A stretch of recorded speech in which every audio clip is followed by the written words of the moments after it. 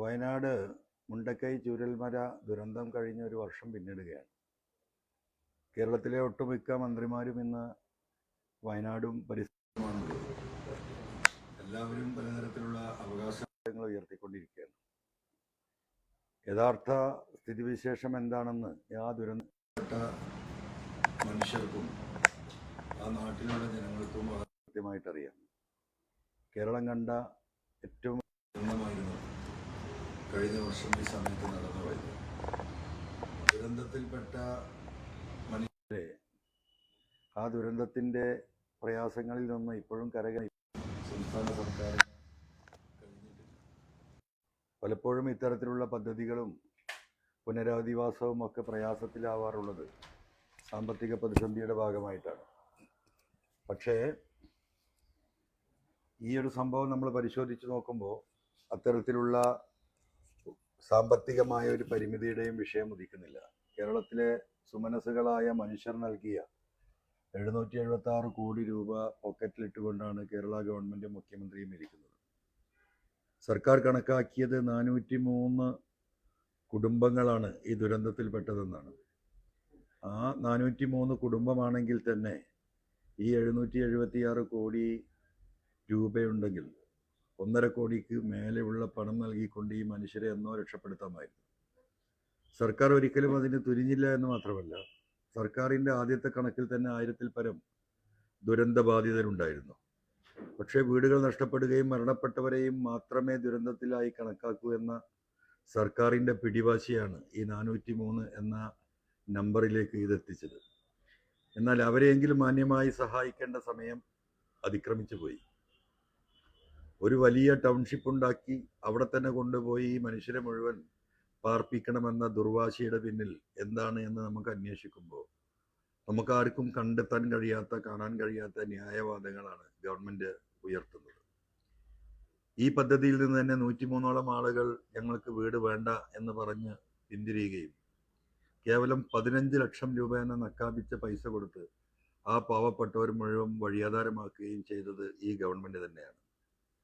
അവർക്ക് താല്പര്യമുള്ള കോർപ്പറേറ്റ് കമ്പനികളെ പോലെയുള്ള സൊസൈറ്റിയെ ഉപയോഗിച്ചുകൊണ്ട് അവിടെ കെട്ടിടങ്ങൾ പണിത് സമുച്ചയമുണ്ടാക്കി അവിടെ ആളുകളെ പാർപ്പിക്കണമെന്ന വാശിയിൽ ഗവൺമെൻറ് ഇപ്പോഴും മുന്നോട്ട് പോവുകയാണ്.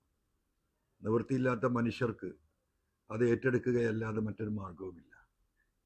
ദുരന്തത്തിൽപ്പെട്ടവരുമായി സംസാരിക്കുമ്പോഴൊക്കെ അവർ പറഞ്ഞ ഏറ്റവും വലിയൊരു ദുഃഖം, ഇതൊരു ദുരന്ത കോളനിയായി അവസാനം വരെ നിലനിൽക്കും. വരാനിരിക്കുന്ന ഭാവിയിൽ ഞങ്ങളുടെ കുട്ടികൾക്കുള്ള വിവാഹം പോലും ഒരു ദുരന്ത കോളനി എന്ന നിലക്ക് മാന്യമായ ഒരു കുടുംബത്തിൽ നിന്ന് ഞങ്ങളുടെ മക്കൾക്കൊരു വിവാഹം പോലും കിട്ടില്ല. എന്തിനാണ് ഞങ്ങളെ വീണ്ടും ഈ ദുരന്ത ഭൂമിയിലേക്ക് തന്നെ കൊണ്ടാക്കുന്നത് എന്ന് ചോദിക്കുന്ന നൂറുകണക്കിനായ ദുരന്ത ബാധിതർ ഇവിടെ ജീവിക്കുകയാണ്. പക്ഷെ ഇതൊന്നും മനസ്സിലാക്കാതെ, ഇതിലേക്കൊന്നും താല്പര്യമെടുക്കാതെ ഈ മരണത്തിൽ നിന്നും ഈ ദുരന്തത്തിൽ നിന്നും സാമ്പത്തിക മുതലെടുപ്പെടുക്കുന്ന രീതിയിലുള്ള പ്രവർത്തികളാണ് സർക്കാർ ഓരോ ഘട്ടത്തിലും ചെയ്തുകൊണ്ടിരിക്കുന്നത്. ജനങ്ങൾക്ക് വലിയ ആശ്വാസം നൽകിയെന്ന രീതിയിൽ മുഖ്യമന്ത്രി അടക്കമുള്ളവർ ഫേസ്ബുക്കിൽ കുറിച്ചിട്ടുണ്ട്. പക്ഷേ യഥാർത്ഥ ചിത്രം അതിദയനീയമാണ്. നിർബന്ധിതമായ സാഹചര്യത്തിൽ നിർബന്ധിതമായ കുടിയിരുത്തലിന് ഗവൺമെൻറ് പരിശ്രമിക്കുകയാണ്. ദുരന്തത്തിൽ ഈ 403-ൽ പെടാത്ത നൂറുകണക്കിന് ആളുകളും കുടുംബങ്ങളും ഇന്നും ഈ പറയുന്ന ചുരൽമലയും മുണ്ടക്കയിലും വഴിയാധാരമായി നിൽക്കുകയാണ്. തങ്ങൾക്കുണ്ടായിരുന്ന സർവ്വവിധ സ്വത്തുക്കളും നഷ്ടപ്പെടുകയും ഉള്ള സ്ഥലങ്ങളിലേക്ക് പോകാൻ വഴികളും റോഡുകളും ഇല്ലാതാകുകയും നടത്തിക്കൊണ്ടിരുന്ന ചെറിയ ചെറിയ കച്ചവടങ്ങളും കൃഷിയും ഇല്ലാതാവുകയും ചെയ്തു. ഇനി ഞങ്ങൾ എന്ത് ചെയ്യണമെന്നറിയാതെ ഭൂമിയുടെ ആധാരങ്ങളും നികുതി ഷീട്ടുകളുമായി ഇരിക്കുന്ന 1000-ൽ പരം ആളുകൾ ഈ മലകൾക്ക് ചുറ്റുമുണ്ട്. അവരെയൊക്കെ ഒന്ന് പരിഗണിക്കാനോ അവരോടൊരു ആശ്വാസവാക്ക് പറയാനോ നഷ്ടപ്പെട്ടത് തിരിച്ചെടുക്കാനും അവർക്ക് ജീവിതം നിലനിർത്താനുമുള്ളൊരു വഴിയെങ്കിലും സർക്കാർ ഇന്ന് വരെ അവർക്കായിട്ട് കൊണ്ടുവന്നിട്ടില്ല. അവർക്ക് പ്രത്യേക പരിഗണന ഒരു ഭാഗത്തും ലഭ്യമായിട്ടില്ല. കടകൾ നഷ്ടപ്പെട്ടവർ, വ്യാപാര സ്ഥാപനങ്ങൾ നഷ്ടപ്പെട്ടവർ എന്ത് ചെയ്യണമെന്നറിയാതെ നിൽക്കുകയാണ്. ദുരന്തബാധിത പ്രദേശത്തുള്ള മുഴുവൻ കെട്ടിടങ്ങളും ഇനി ഉപയോഗിക്കാൻ പാടില്ല എന്ന് സർക്കാർ തെറ്റൂര പറക്കുമ്പോൾ ആ കെട്ടിടങ്ങൾ എന്ത് ചെയ്യണമെന്നോ അതിന് മുടക്കിയ പണത്തിന് നഷ്ടപരിഹാരമുണ്ട്, അത് എങ്ങനെ നൽകാമെന്നോ എന്ന് പോലും സർക്കാർ ഇന്ന് വരെ ഇവർക്കൊരാശ്വാസവും അതിനു വേണ്ടിയിട്ടുള്ളൊരു പരിഹാരവും ചെയ്തിട്ടില്ല. അങ്ങനെ ദുരന്തങ്ങൾ മുന്നോട്ട് പോവുകയും തന്നെയാണ്. 2-3 വർഷങ്ങൾക്ക് മുമ്പുണ്ടായ പുത്തുമല സംഭവം അതുപോലെ തന്നെയാണ്. പുത്തുമല സംഭവത്തിൻ്റെ ഭാഗമായി വീടുകൾ നഷ്ടപ്പെടാത്തവർ, എന്നാൽ താമസിക്കാൻ ഡിസാസ്റ്റർ മാനേജ്മെൻറ്റ് പ്ലാൻ പ്രകാരം വാസയോഗ്യമല്ല എന്ന് റിപ്പോർട്ട് ചെയ്യപ്പെട്ട പ്രദേശങ്ങൾ, വൈദ്യുതികൾ വിച്ഛേദിക്കപ്പെട്ട വീടുകൾ, ആ പുത്തുമലക്കാർ അവരും വർഷങ്ങൾ പലതും കഴിഞ്ഞിട്ടും എന്ത് ചെയ്യണമെന്നറിയാതെ നിൽക്കുകയാണ്. ആ ദുരന്ത കാഴ്ചകൾ മുഴുവൻ നിൽക്കുമ്പോഴും മന്ത്രിമാരുടെ വീമ്പ് പറച്ചിലിനും അവരുടെ പ്രഖ്യാപനങ്ങൾക്കും ഇന്നും ഒരു തരത്തിലുള്ള കുറവും വന്നിട്ടില്ല. ഇവിടെയാണ് കേരളത്തിലെ പ്രതിപക്ഷം എവിടെയാണെന്ന് കേരളത്തിലെ ജനങ്ങൾ അന്വേഷിക്കുന്നത്.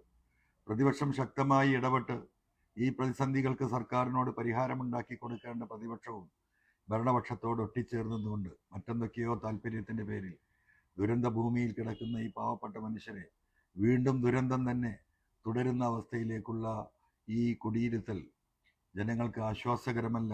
ജനങ്ങൾക്ക് ആ വിഷയത്തിൽ അങ്ങേയറ്റത്തെ പരാതികളുണ്ട്. ഈ ഒരു ഘട്ടത്തിലാണ് ഈ ഒരു വർഷം കടന്നു പോകുന്നത്. എന്തായാലും സാധാരണക്കാരായ ജനങ്ങളെ സംബന്ധിച്ച്, കേരളീയ പൊതുസമൂഹത്തെ സംബന്ധിച്ച് ഇതിൽ ഇടപെടാൻ കഴിയുന്നതിന് പരിധികളുണ്ട്. ആ പരിധികൾ മറികടന്നുകൊണ്ട് പലരും ഇതിൽ ഇടപെട്ടിട്ടുണ്ട്. പക്ഷേ സർക്കാർ തിരിഞ്ഞു നോക്കിയിട്ടില്ല.